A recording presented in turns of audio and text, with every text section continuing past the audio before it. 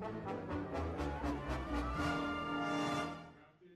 is Jason Recker. I have the great privilege of leading the public relations team in Disney Experiences. I get to talk about Disney parks and churros all day. It's a pretty cool job. But speaking of popcorn and churros, our friend Thomas Maslam and the folks at Disneyland Resort have shipped up some churros, some popcorn, some Mickey bars, and everything for you afterwards. Walt's office will be open for tours, which allows you to step back into this time period we're about to take you back into. So be sure to check that out. And Mickey Mouse will be here. But before we get started, without further ado, I'd like to introduce the Chief Brand Officer of the Walt Disney Company, Asad Ayaz.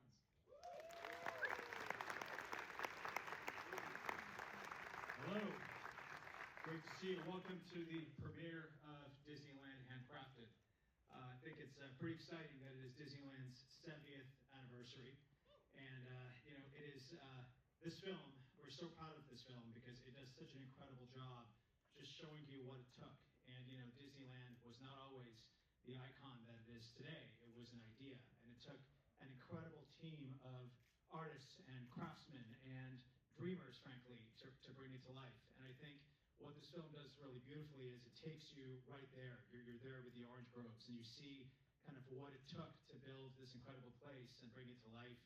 And it was one man's kind of impossible dream come true. And I think one thing I also want to mention is we have some guests with us today. I want to mention Bob Gurr, who is a legend, who is here with us and is the only kind of voice who is with us in this room today. And we're excited to have him here. And also Leslie Iwerks, our director and filmmaker, is Disney royalty herself. She is the daughter of Don Iwerks, Disney legend, and the granddaughter of Disney legend and icon Bob Iwerks, who created Mickey Mouse.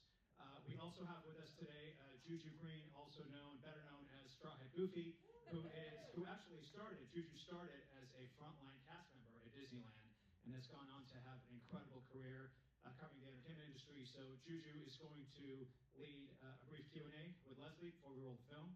So please welcome Juju Green and Leslie Iwerks.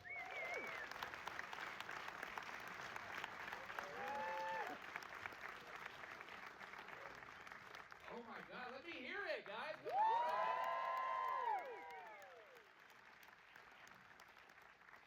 I like it. Welcome, everybody. Oh my God, this is a big theater, too. My gosh. I'm seeing a lot of familiar faces in here. Tiffany, hi. I see you over here. Patrick. Where's Cleo? Cleo, where you at? Cleo? There he is. Dimitri.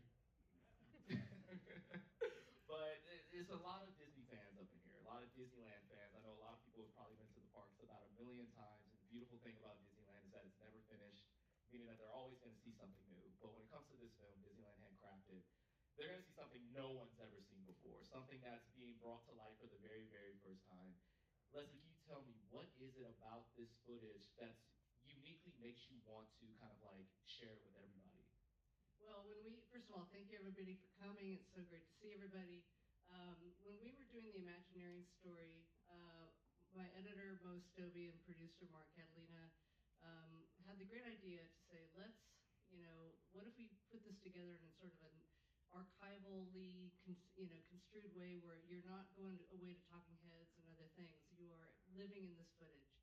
And so what we did was we took all this, over 200 reels of material, and almost like an archaeological dig, we forensically went through each reel and pulled it apart and figured out what was where, at what time frame each shot was. And these cameramen, that Walt tasked to do this, to shoot all this, was, they shot it observationally, they shot it, time lapse, they shot it with aerial footage, they shot it behind the scenes. And so all this material, in my experience, I've never seen it, and I could not believe it. So we basically constructed it, in scenes with all these wide shots, tight shots, etc., and then built it through from beginning to end, from the basically groundbreaking up through opening day, and ultimately scoured transcripts all over the place to find the best sound bites that tell the story of what everybody went through and what Walt went through to pull this off. And it really started to sort of emboss itself as like this really dramatic story, and so that's what we created. And we had a great team, our archival team, and our our music supervisors, and everybody that came together to make this so great, and also our brain trust. You know who you are, you're in this credits, but just thank you, everybody who came together to make this film, to make it so, just rock solid as far as accuracy. And the other thing I was going to say is that this was all silent film. So when we saw it, we thought, wow, we got to build a whole soundtrack. So we went up to Skywalker, and Bonnie Wild and the team at Skywalker did this amazing job building every single sound effect you hear. Outside of the TV shows, all the original footage was all silent. Think about that, y'all. Every single sound effect that you hear was literally handcrafted. And authentically so. I mean, it was very much handcrafted, and all the sound effects were really, authentically from the time, and a lot of work went into this. It sounds like a lot of painstaking work, and I can tell you're getting a little emotional right now because your crew is here, you're here, and to put in all that work to show everybody this, it's a beautiful thing. Something that I really want to talk about is like the legacy. Like something that you brought up when we talked about this outside of here was, Walt created something impossible, right? And he still went out of his way to kind of like get a crew together to do all these shots, and then it took all these decades for us to finally see it. And it's that legacy that makes this such a beautifully told story, told by yourself and your crew and everyone involved. When it comes to the legacy, you are deep into the DNA. Your father, your grandfather, legends. You're a legend in this space. I'm not a legend. I'm a legend. You're my legend. Okay, I'm sure like for a lot of people in here, you're the legend.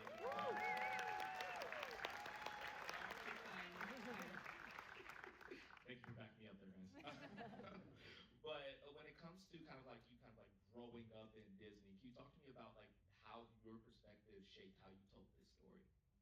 Well, I mean, when I was growing up, my grandfather of Iwerks, co-creator Mickey Mouse and designer, and my dad, my mom, and who's here tonight, Dave. And my dad, 96, he's here with us in spirit. He's watching from afar in Ojai. But, I grew up around this and hearing these stories of my grandfather and just watching my dad, do what he did and all the things that he invented and created at Disney. It was just such an honor to be over the shoulder of him and sometimes come back here to the back lot and walk around and whatnot, go backstage at Disneyland and Disney World. And that was just awe-inspiring as a kid. And so I think when I saw this footage, it was really cool for me because I never knew how Disneyland was created or constructed. So, and I often think about it like, what other place on the planet would you want to watch the making of a building or a location? Like this has more of a fan base than I think anywhere in the world. We joked about like the Eiffel Tower. It doesn't come near to Disney. Right. It's like it's the happiest place on earth that Walt dubbed. So that's this construction, and it's just more than construction. It's about the building of the DNA of where all this magic was created. And he really wanted to create the happiest place on earth. He wanted people to leave their worries at the gate, and he wanted to make people leave as a better person than when they arrived. He wanted to elevate. Yes, thank you. And I think that's what's emotional to me is just to think his vision was in his head, the magic was in his head, and he mobilized all these people, all these engineers and craftspeople to sort of follow him, to do everything they could to bring his dream to fruition. When something like this was unheard of and people were doubting him left, right, and center. So I think it's just a truly inspirational story that we can continue to build happiness, that happiness is not an unforeseen ideal, especially in today's world. And I think we need it more than ever. And so this film really inspires me in that way.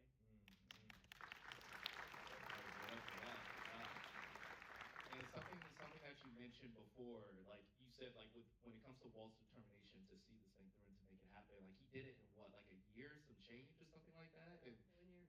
It's crazy.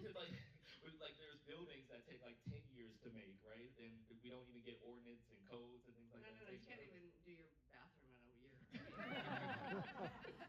As you said earlier, there's potholes that can't be done in a year. Right.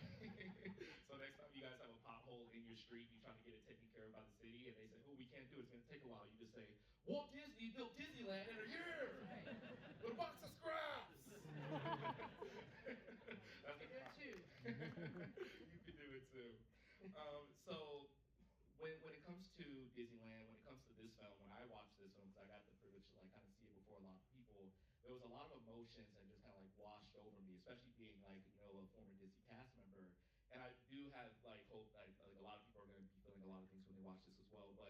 What is it that you hope audiences feel when they watch this film and they walk out of this? Well, I can never, tell people what to think, but I can just say that I personally felt a whole new, renewed appreciation for what Walt's vision was and what he wanted and what he went through, all the adversity that he went through to make us all to this day experience these parks around the world. And to think that this was just a dirt lot, and then now there's 12 theme parks around the world, and this is the blueprint, this is the DNA for all these places. And you think about every single minute on the earth, there is happiness being created at these parks. And these parks aren't just a park. They are a place of pilgrimage for millions of people around the world, yearly, if not monthly, if not weekly, but certainly generationally. So it's not just a theme park. It's something that means so much to so many people around the world. And I've traveled to all these parks and to watch how many people experience every single moment and take photos and just live and breathe these characters and these stories. And there's just it's something beyond just the parks, and that's Walt's vision is what I think I'm most impressed by. Yeah. And then also it's just the fact that this film was, a project that was a real passion project. And one day I showed her the link with Jason Recker here at Disney, and I said this is a project that needs to get finished, and he saw it and he said, my God, this is great. We need to share this. So he shared it with Alana Holmes-Smith. Thank you so much, Alana, and thank you to Assad Ayez for championing this and funding it, and ultimately to Bob Iger and Josh Tomorrow, who ultimately saw it and Bob Iger's note when he saw it was, it's really emotional, it's great, but you need more conflict, even more conflict. And I mean, what CEO tells you that? So, kudos to Bob. That's great. That's great. Well, Leslie, thank you so much. Thank you. Keep everyone here. Thank you for coming out this one. I hope you all enjoy it. Thank you so much for coming. And yes, please give it up, guys. And I just want to say that when you finish the film, make sure you guys keep the conversation going. Talk about it online on social media. I know there's a lot of social media people out here. Talk about it with your friends and your family. Go on Rotten Tomatoes, Letterboxd, whatever you got to do to get the word out on this film, your feelings on this film out. We would greatly appreciate it. Disneyland Handcrafted premieres on January 22nd. That's not a word, is it? Yeah, on YouTube and Disney Plus. Yes. And also, big, huge kudos to the Disney Archives team, Becky Klein and her whole team, who just amazing.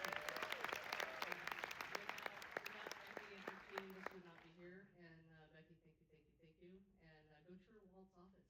It's up there. You can go see it after this. All right. Well, thank you, Leslie. Iwerks, everybody. I'm Judy Green.